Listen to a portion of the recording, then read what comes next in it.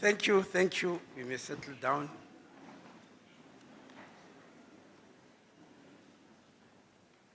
Thank you very much, program directors, my colleague, the Deputy Minister of Health in the Republic, Dr. Joe Pasha, my colleagues from provinces, starting with the host MEC, Menomantu Nkomorale Hoko.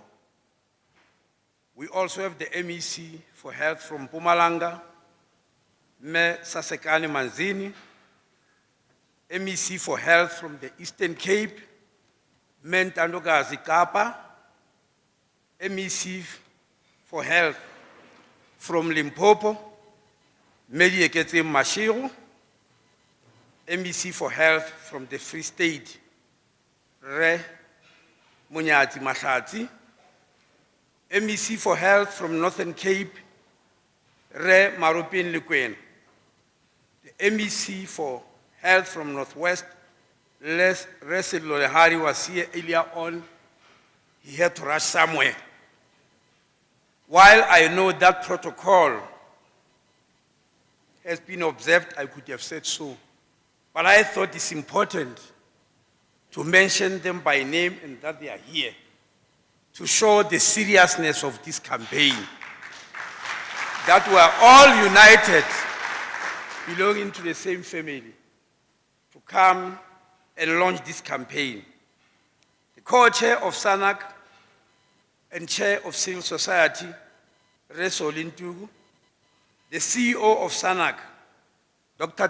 Tembikulu, and UN agencies who make us very excited when they left other countries to come here to deal with this matter. From the UNAIDS, we have got Me-En Shongwe, who is representing the executive director of UNAIDS, Mewini Pianima. I was expecting her here, but of course she sent a representative. I met her personally in Davos in late January and told her that we need her here so that people can see that we are taking steps towards ending HIV/AIDS within a very short space of time. Other UN agencies, especially the World Health Organization, represented by Ms. El Halabi. We also have other development partners here, Civil Society Forum, people living with HIV and AIDS, ladies and gentlemen. Good day, and thank you very much. Let me tell you exactly why we are here. I know some people before me did tell you, and the program directors did, but it can never be enough for me to repeat it. We are here because we want to vanquish HIV and AIDS and eliminate it as a public health threat by 2030. That's why we're here. If we miss that target, it might not be because we did not try, but we want to. Because I want to give this message to South Africans. We must not reach a situation where we accept that there's a disease called HIV/AIDS and it's here forever. It's not here forever. We can't do away with it. It will be here forever only if we wish so, or if we allow it. Because the best way of fighting diseases is to do away with them. And this is possible. It all depends on us It is within our hands. It depends on our will.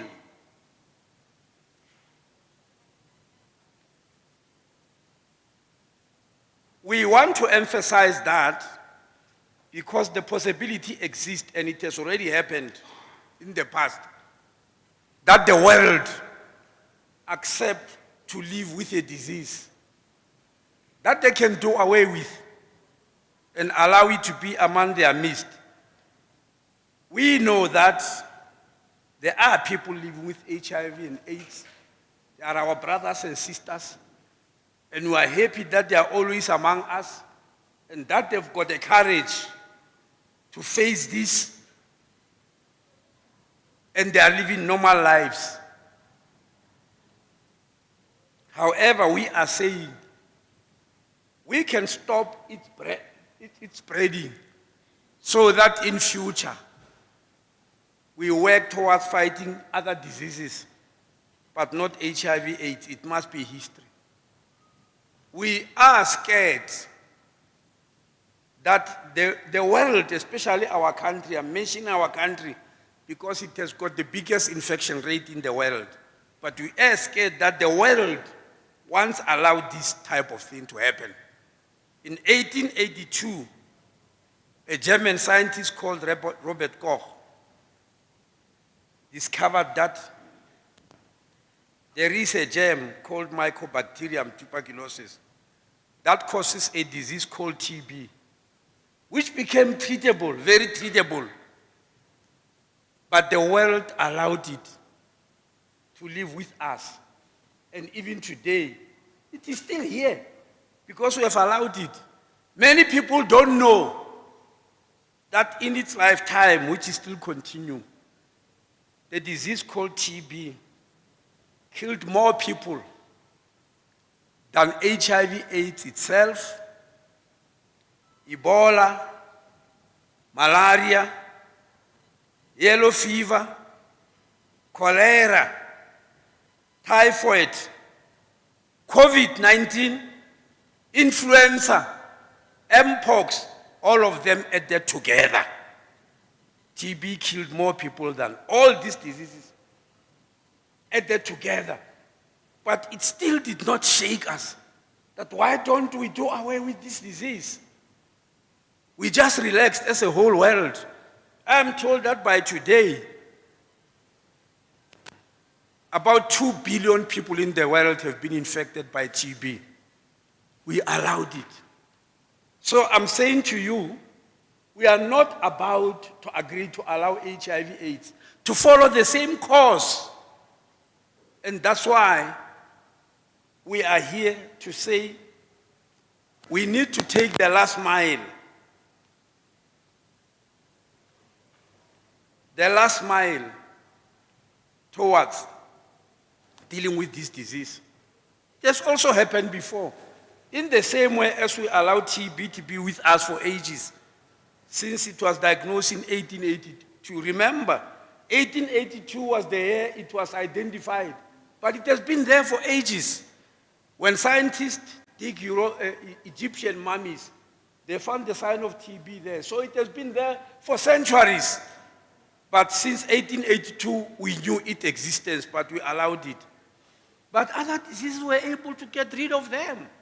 For instance, the world got rid of smallpox after it had killed 300 million people.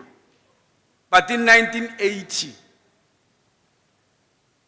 I remember our excitement. I was a third-year medical student when the World Organization stood on the platform and announced that smallpox is no more.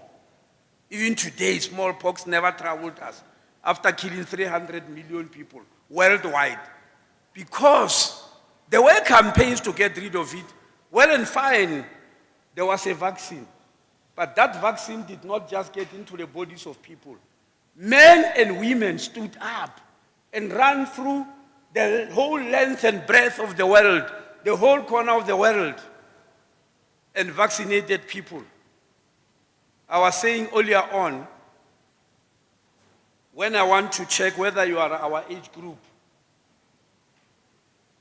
those of us who have been in this world for a long time, when I want to check, I just check on your shoulder here. Those who were there with us in 1980, yes, will find a scar here. A round one, is typical, classical. That is for smallpox. There are very few people of my age group who don't have that.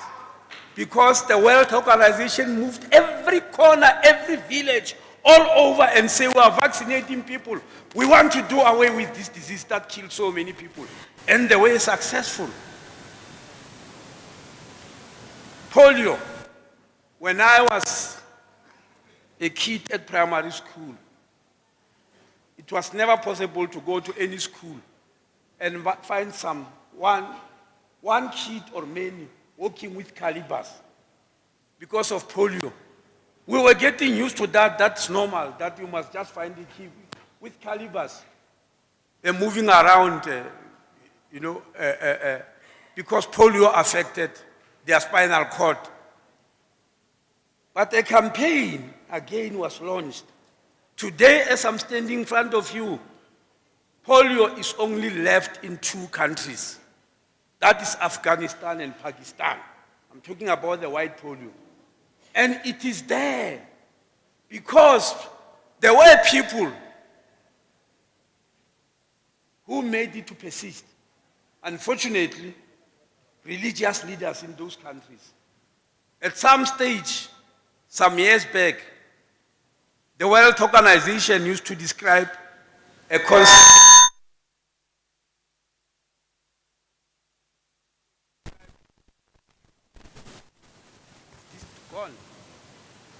Okay, I do have a rally voice anyway. Oh, he's back. A concept which they call pain. It was causing pain to the world. And pain stood for Pakistan, Afghanistan, India, and Nigeria. Because those 4 countries, ministers of religion were fighting against vaccination. They were mobilizing against vaccination against polio. And the 3 countries became a real pain of the world. And it so happened that their first word spelled the word pain. Pakistan, Afghanistan, India, and Nigeria. A campaign was launched by people around the world. So the last 2 words of pain are gone. We are left with only PA. Which unfortunately is also my initials. That's quite unfortunate. We are left with that. So what I'm trying to show you is that if we decide as human beings that this disease must go, indeed it goes. If we decide that we want it to stay, it will stay.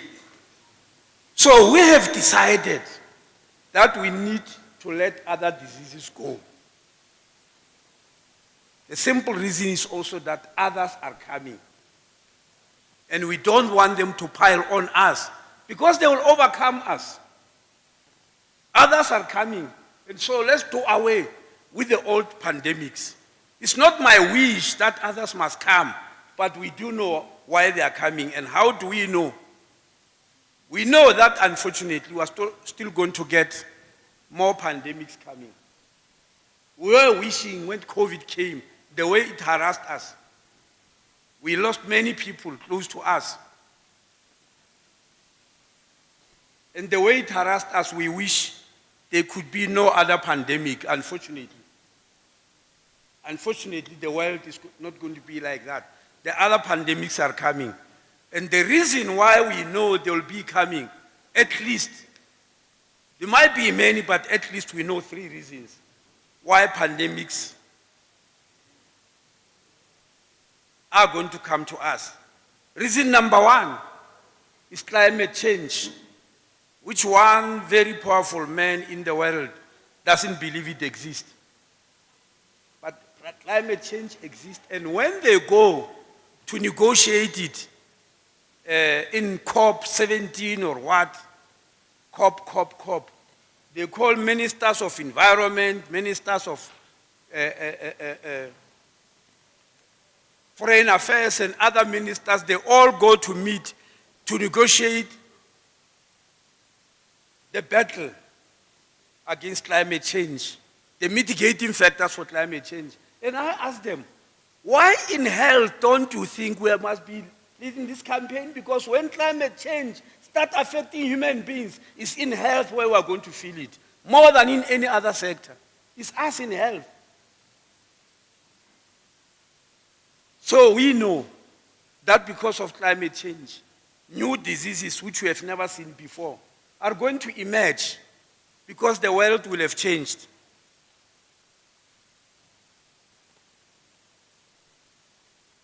When we were in Davos, the president made a joke when he came to join us because he found us there. And he said, how is it? I said, oh, I'm very scared. This place has changed. This place, I've been going to Davos for 10 years. When you go to Davos in January, it's the middle of winter. It's a skiing resort. There is snow everywhere. Now, this time around, and in January every year for 10 years, I've been going there. When you arrive in Davos, the temperature is 15 degrees. Please, the TV which was listening, I don't want to mislead people. Minus 15 degrees, not 15, yes. It was minus 15 degrees. This time around when we arrived, it was 3 degrees, not even 0. It was very scary. It was 3 degrees for the whole week. I said, hey man, something is happening around the world. There's a river there that goes through Davos. I've never seen it flowing because by that time it's ice. You just see a lump of ice in a donga. This time it was flowing very freely. Kariban. There was equipment that is always bought when we come to Davos to clean the street, to remove the snow. This time when we left after 5 days, that equipment was brand new, parked at the corner. There was no snow to remove. So I said, so this world is changing and it's going to bring to us things we have never seen before. So we must take this thing serious. The second reason why we believe pandemics will be coming is what we call antimicrobial resistance. In health, in agriculture, we are using antibiotics in the way we shouldn't. We give people antibiotics even when they don't need them. They are even given to cows in dairy farms, etc. And the microbes have decided to resist. It's not surprising. Any living organism, if you attack it, it starts resisting. It fights back. So the organisms have decided to fight us back because we just showering them with antibiotics. So there's something called AMR, antimicrobial resistance. It's making diseases which we used to treat in the past untreatable. So we are not scaring people that one day you get into a hospital walking because you are going to do a hip or a knee operation and you get infection there and you never come out. Because whatever has infected you refuse to die because it has developed resistance. So it's antimicrobial resistance. The last reason why we know pandemics are coming is because us human beings have started encroaching on the habitat of other organisms. There was a time here when we were ridiculed by social media and everybody because in RK Khan Hospital, that hospital was invaded by monkeys. And social media showed them running around the beds and it was a very sorry sight. I had to rush to Durban. And the reasons were simple. The municipality wanted to develop housing somewhere in next to Chatsworth where RK Khan is. And there were monkeys living there. Instead of relocating them scientifically, they just removed the trees and everything and put housing settlement there. Where will the monkeys go? They found their way into the hospital. Because you have taken their area. Now this is what human beings do. Remember, even Ebola, when it started around the Ebola River, in 1976, in the DRC, it's because there's a man who went there to tamper with a monkey looking for food. And today we are having Ebola. It doesn't go away because somebody went to tamper with monkeys. So we do tamper with national organism. So all I'm saying is because we know these pandemics are coming, we're even doing what we call pandemic preparedness around the world. For us as presidency of G20, out of the 5 priorities, one of them is pandemic preparedness. We have to prepare for pandemics because we suspect they are coming now. They can't come and pile over each other. TB, HIV, AIDS, malaria, even those have been long ago. So let's come together and say those pandemics that have been there for some time, let's do away with them. Let's eliminate them because we can't stop the others from coming. So our task today is to start the last mile of this 1,000 miles. You know, a Chinese saying that a journey of 1,000 miles starts with the first mile. We started the first mile when we launched a campaign in 2010 at the then Natal Spirit Hospital in Ekurhuleni to start the fight against to launch the campaign which we called HIV counseling, testing and treatment campaign. And today we have got 5.5 million people. We started with the first step. There were people who were on ARVs at that time. It was not the beginning, but only 10% of our facilities were offering ARVs at that time. 10%. And we had to launch a campaign to say all the 90% of South Africa's health facilities must offer treatment for HIV, and today they are. That was the first step we took.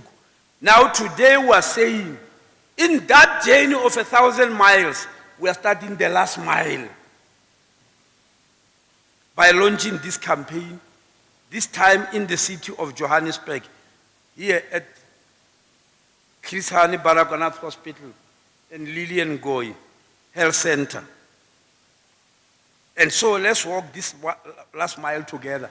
By 2030, we should have arrived. We can't eradicate HIV and AIDS, but we can eliminate it as a public health threat. And we are left with 5 years. What is the story with 2030, I mean to say? It has been agreed by all countries. In New York at United Nations General Assembly as one of the sustainable development goals, that one of them is that we must bring, HIV AIDS to an end. And so we can, if we so wish. One other disease that is troubling especially women is cancer of the cervix, of the uterus, of the womb. And we are determined that before this year comes to an end, we must launch a campaign to do away with cervical cancer. We must do so. And it's within our reach, if we are willing, we must launch that campaign. And we must keep on targeting these diseases one by one and say, no, this one now, it must come to an end. We've fought enough, it has infected enough people, or troubled enough people, it must stop here. And we are going to do so. So at this juncture,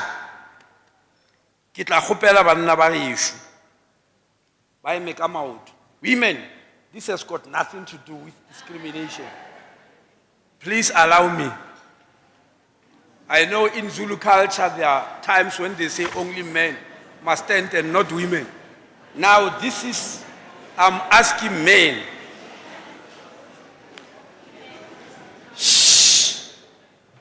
I am asking men to stand up. Banna ba yeshu. In this war, we are the ones who are problematic. Mo ntwenye kiri na banna. Ba re swarisitseng lefase bothata, not bomme ba. Bomme they've played their role to fight HIV and AIDS. And we've got evidence, we're not just talking emotionally. I know Kile Kabola saw some years back when you launched this campaign. Somebody on social media, yeah, no, you know. I'm not doing so, this affects. In 2010, when we launched this campaign, after testing 18 million people in that campaign, 65% who came forward to get tested were women. 65% were women who came to test. 5% were children, and men were the rest. You can imagine, do your mathematics. So when we say men are a cause of this problem, we're not joking, it's a reality. There's a story here that was said earlier on, and I want to repeat it because I once said it some years back, that the unfortunate part is that if you take all the men to the moon and leave them there,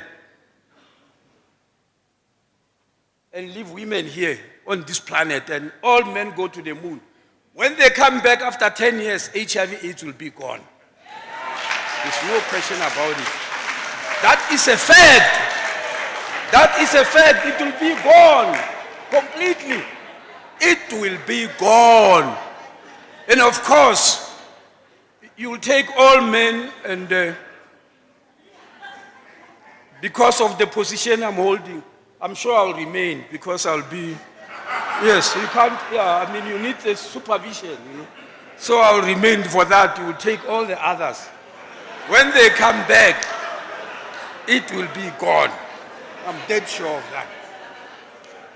But if, on the other hand, we take women, all of them to the moon, and leave the men here, when the women come back, they'll find HIV is ravaging. It will still be ravaging. It won't go away. That is a fact. So, my brothers, if we are willing, we can help a lot in this battle. It is us who are holding it back. I was told that when we go to clinics, women come there in large numbers because their health-seeking behavior is there, is established. Men are hardly ever found in clinics.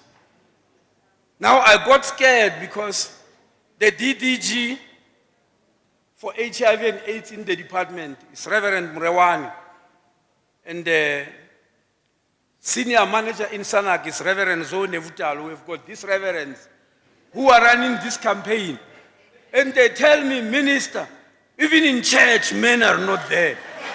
So when you go to clinic, you don't find men. When you go to churches, you don't find men. If you ask a man why they are not going to church, they say, no, my wife is going. I don't have to be there. Now when we ask them, after realizing that only less than 30% of them are testing, I asked a few men, Yemuna, did you test? All right, no, male testing more high. My wife has tested, so there's no need for me. Now, these women must do everything for us, my daughter, man. They go to church for you, they test for you, they cook for you, they wash clothes for you, they iron your clothes, they take care of your children. So why should you be in this world, man? You may as well go, man. Why are you here for? You know? So, today, my daughter, we are giving you a last chance. Or let's enter the battle. Let's help women to fight this battle. Please. So, yes, with these words, I want to announce that the campaign is launched. Ozani, my daughter. Thank you very much.